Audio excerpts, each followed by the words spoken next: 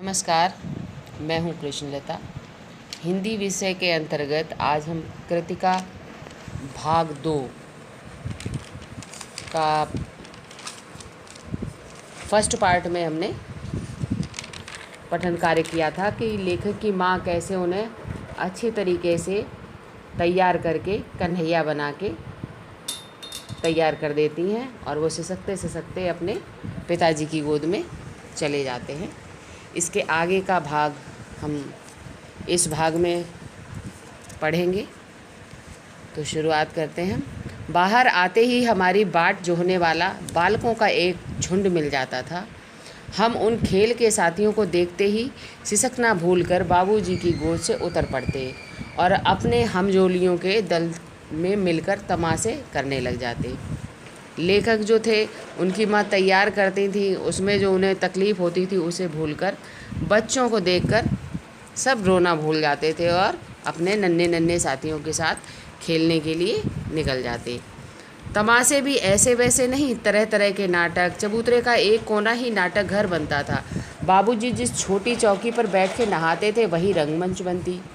उसी पर सरकंडे के खम्भों पर कागज़ का चंदौआ तान कर, चंदौआ यानी टेंट जैसा बनाकर मिठाइयों की दुकान लगाई जाती। उसमें चिलम के खोंचे पर कपड़े के थालों में ढेले के लड्डू यानी मट्टी के छोटे छोटे लड्डू बना लेते। पत्तों की पूरी कचौरियाँ, गीली मिट्टी की जलेबियाँ, फूटे घड़े के टुकड़ों के बतासे आदि मिठाइयाँ सजाई जाती। ठीकरों के बटखरे और जस्ते के छोटे छोटे टुकड़ों के पैसे बनते। हम ही लोग खरीददार और हम ही लोग दुकानदार। बाबूजी भी 2-4 गोरखपुरिया पैसे खरीद लेते थे। कुछ ही देर में मिठाई की दुकान बढ़ाकर हम लोग घरौंदा बनाते थे। आपने देखा ही होगा, छोटे बच्चे कहीं घर बनाते हैं, कहीं बाजार लगाते हैं। इसी तरीके से लेखक भी अपने दोस्तों के साथ खेलते हैं। धूल की मेड़ दीवार बनती और तिनकों का छप्पर, दातुन के खंभे, दिया सलाई की पेटियों के किवाड़, घड़े के मोहड़े की चूल्हा चक्की, दिए की कढ़ाई और बाबूजी की पूजा वाली आचमनी कलछी बनती थी। पानी के घी, धूल के पिसान और बालू की चीनी से हम लोग ज्योनार तैयार करते थे। ज्योनार यानी कि खाना। हम ही लोग ज्योनार करते और हम ही लोगों की ज्योनार बैठती थी। जब पंगत बैठ जाती थी तब बाबूजी भी धीरे से आकर पाँत के अंत में जीमने के लिए बैठ जाते, यानी दावत करते बच्चे, तो बाबूजी भी उन्हीं के साथ आकर खाने के लिए बैठ जाते। उनको बैठते देखते ही हम लोग हंसकर और घरौंदा बिगाड़कर भाग चलते थे। वह भी हंसते हंसते लोटपोट हो जाते और कहने लगते, फिर कब भोज होगा भोलानाथ। कभी कभी हम लोग बारात का भी जुलूस निकालते थे।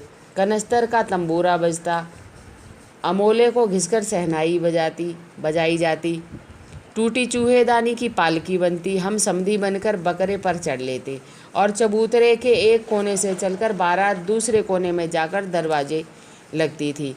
वहाँ काठ की पटरियों से घिरे, गोबर से लिपे, आम और केले की टहनियों से सजाए हुए छोटे आंगन में कुलिये का कलसा रखा रहता था। वहीं पहुंचकर बारात फिर लौट आती थी। लौटने के समय खटोली पर लाल ओहार डालकर उसमें दुल्हन को चढ़ा लिया जाता था। लौट आने पर बाबूजी ज्यों ही ओहार उघार कर दुल्हन का मुख निखारने लगते, त्यों ही हम लोग हंसकर भाग जाते। थोड़ी देर बाद फिर लड़कों की मंडली जुट जाती। इकट्ठा होते ही राय जमती कि खेती की जाए, यानी सब मिलकर सब विचार बनाते कि आज अब क्या खेला जाए।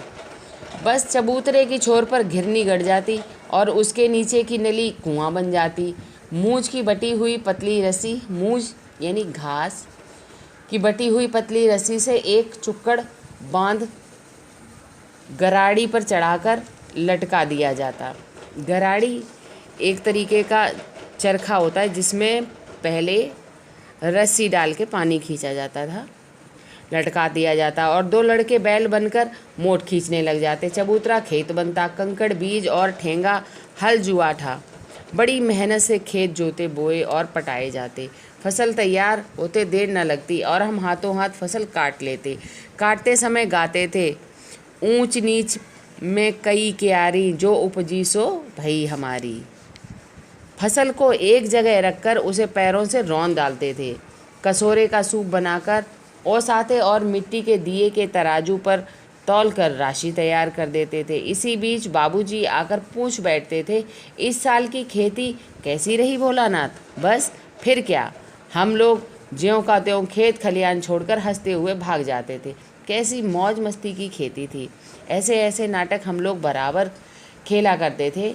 बटोही यानी राहगीर जो वहाँ से निकलते, वो लोग भी कुछ देर ठिठक कर हम लोगों के तमाशे देख लेते थे।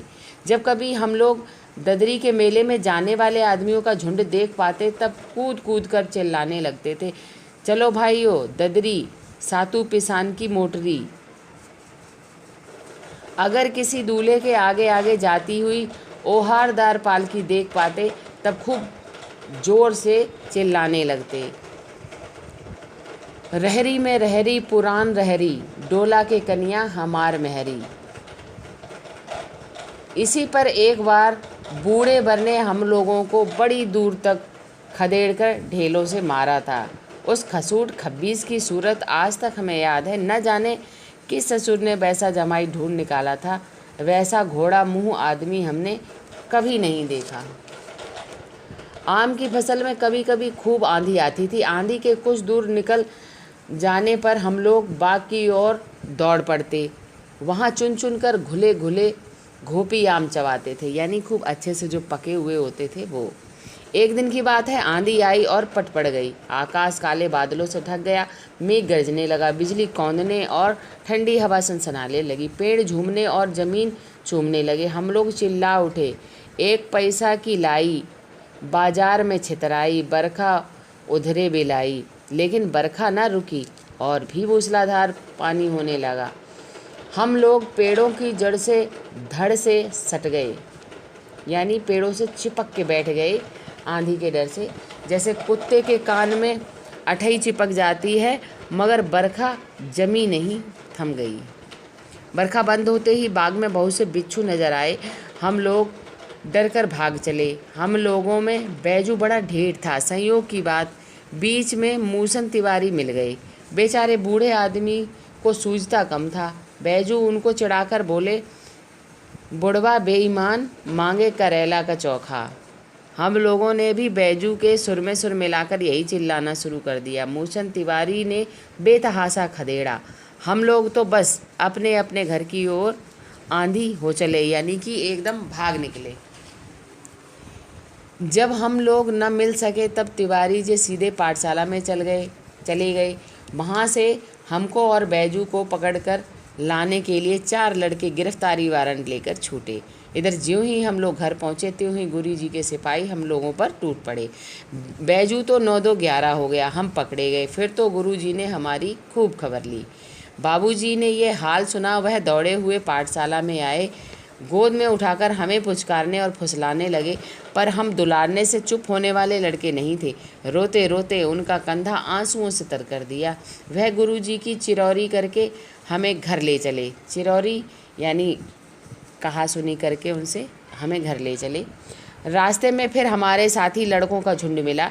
वे जोर से नाचते और गाते थे, माई पकाई गर्र गर्र पुआ, हम खाई पुआ, न खेलब जुआ। फिर क्या था, हमारा रोना धोना भूल गया। हम रूठ करके बाबूजी की गोद से उतर पड़े और लड़कों की मंडली में मिलकर लगे वही तानसुर अल्पाने। तब तक सब लड़के सामने वाले मकई के खेत में दौड़ पड़े। उसमें चिड़ियों का झुंड चल रहा था। वे दौड़ दौड़ कर उन्हें पकड़ने लगे, पर एक भी हाथ न आई। हम खेत से अलग ही खड़े होकर गा रहे थे, राम जी की चिड़ैया, राम जी का खेत, खाए लो चिड़ैया भर भर पेट। हमसे कुछ दूर बाबूजी और हमारे गांव के कई आदमी खड़े होकर तमाशा देख रहे थे और यही कहकर हंसते थे कि चिड़िया की जान जाए लड़कों का खिलौना। सचमुच लड़के और बंदर पराई पीर नहीं समझते, वो अपनी मस्ती में ही मस्त रहते हैं। एक टीले पर जाकर हम लोग चूहों के बिल में पानी उलीचने लगे। नीचे से ऊपर पानी फेंकना था। हम सब थक गए। तब तक गणेश जी के चूहे की रक्षा के लिए शिव जी का सांप निकल आया, यानी उन्हें जो बिल दिखे उनमें उन्होंने पानी डाला, लेकिन पानी में वो बिल के अंदर था एक सांप। वो निकल आया बाहर। रोते चिल्लाते हम लोग बेतहाशा भाग चले। कोई यौंदा गिरा, कोई अंटा चीना, किसी का सिर फूटा, किसी के दांत टूटे, सभी गिरते पड़ते भागे। हमारी सारी देह लोहू लोहान हो गई, पैरों के तलवे कांटों से छलनी हो गए। कहने का मतलब सभी बच्चे सांप को देखकर इतनी बुरी तरह से भयभीत हो गए कि वो उल्टे सीधे जैसे भाग पाए वैसे भागे।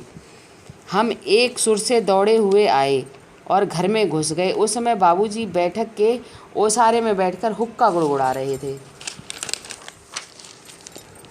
उन्होंने हमें बहुत पुकारा, पर उनकी अनसुनी करके हम दौड़ते हुए मैया के पास ही चले गए। जाकर उसी की गोद में शरण ली। मैया चावल अमनिया कर रही थी। हम उसी के आंचल में छिप गए। हमें डर से कांपते देखकर वह जोर से रो पड़ी और सब काम छोड़ बैठी। अधीर होकर हमारे भय का कारण पूछने लगी। कभी हमें अंग भरकर दबाती, कभी हमारे अंगों को अपने आंचल से पोंछकर हमें चूम लेती। बड़े संकट में पड़ गई। झटपट हल्दी पीसकर हमारे घाव पर थोपी गई। घर में कोहराम मच गया। हम केवल धीमे सुर से स कहते हुए मैया के आंचल में लुके चले जाते। सारा शरीर थरथर कांप रहा था, रोंगटे खड़े हो गए थे। हम आंखें खोलना चाहते थे, पर वे खुलती ना थीं। हमारे कांपते हुए होठ को मैया बार बार निहार कर रोती और बड़े लाड़ से हमें गले लगा लेती थी। इसी समय बाबूजी दौड़े आए। आकर झट हमें मैया की गोद से अपनी गोद में लेने लगे, पर हमने मैया के आंचल की प्रेम और शांति के चंदोबे की छाया न छोड़ी। तो कहने का अर्थ ये है कि जो हमारे लेखक थे वो अपने पिताजी से काफ़ी घुले मिले थे, लेकिन जब वो भयभीत हुए तो उन्होंने वो अपने पिताजी के पास ना जाकर सीधे अपनी माता के आंचल में छुप गए। तो ये थी कहानी। आपको पसंद आई होगी। धन्यवाद।